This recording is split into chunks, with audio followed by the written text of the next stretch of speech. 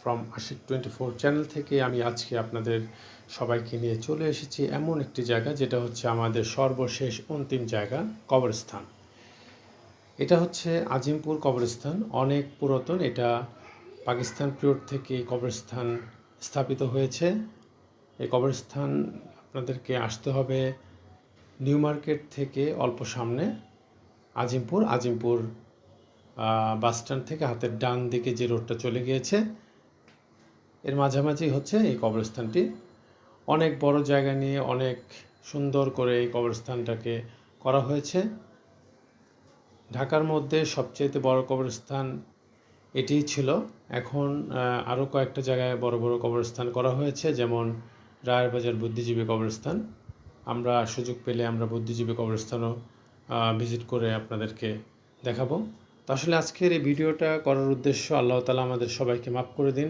এখানে আমাদের জানা অজানা, চেনা জানা, মা বাবা, ভাই বোন, আত্মীয় স্বজন, বন্ধুবান্ধব অনেকেই কবরের সহিত আছেন। আল্লাহ মালুম তাদের কবরের কী অবস্থা। তো আমরাও দুনিয়াতে অনেক ধরনের ভুল ত্রুটি গুনাহগার করি। আমরা আল্লাহর কাছে ক্ষমা চেয়ে নেব, কারণ আমাদের একদিন না একদিন আমাদের এই কবরে শহীদ হতে হবে। তো আল্লাহ তাআলা যেন আমাদের সবাইকে মাফ করে দেন, ক্ষমা করে দেন, এবং যারা কবরে শহীদ আছেন, আমার জানা অজানা আত্মীয় স্বজন, বন্ধুবান্ধব, দাদা দাদি, নানা নানি, মা বাবা, যার যেই পরিচিত লোক কবরে শহীদ আছেন, আল্লাহ তাআলা যেন তার কবরকে শান্তিময় করে দেয়, তার কবরের আযাবকে মাফ করে দেয়, তাকে মাফ করে দেয়। আমরা এই দোয়াই করব। এবং আমাদের উচিত আমরা জীবিত থাকা অবস্থায় আমাদের পুণ্যগুলোকে আমরা বেশি বেশি করব, পাপগুলোকে যতটুকু অ্যাভয়েড করে চলা যায় আমরা চলবো, এবং অজান্তে যদি কোনো পাপ হয় সাথে সাথে আমরা আল্লাহর দরবারে ক্ষমা চেয়ে নেব।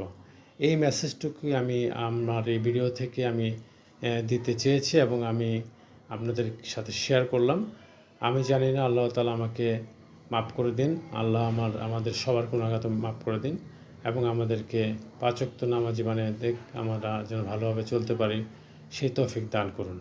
এবং সবচাইতে বড় একটি কথা, এখানে আসলে মনটা আসলেই ভালো হয়ে যায়, কারণ আমরা বিভিন্ন জায়গায় বিভিন্ন ধরনের বিনোদনের জায়গায় যাই, আসলে সেগুলো মানুষের মনকে প্রশান্ত করতে পারে না, মানুষকে আরও উচ্ছৃঙ্খল করে দেয়। এটি এমন একটা জায়গা, এখানে আসলে মনটা প্রশান্ত হয়ে যায়, মনটা নরম হয়ে যায় এবং মৃত্যুর কথা বারবার মনে করিয়ে দেয়। তো সুতরাং আপনারা সুযোগ পেলে কবরস্থানে যাবেন, কবর জিয়ারত করবেন। নিজের, অন্যের, আত্মীয় স্বজন, পাড়া প্রতিবেশী যারে কবর জিয়ারত করুন, কবর জিয়ারতে আল্লাহ তাআলা অনেক ফজিলত দান করবেন আমাদের সবাইকে। তো আমরা একদমই অল্প জানা মানুষ। আমার এই ভিডিওটা গুনাহ হয়েছে কিনা আমি জানি না। যদি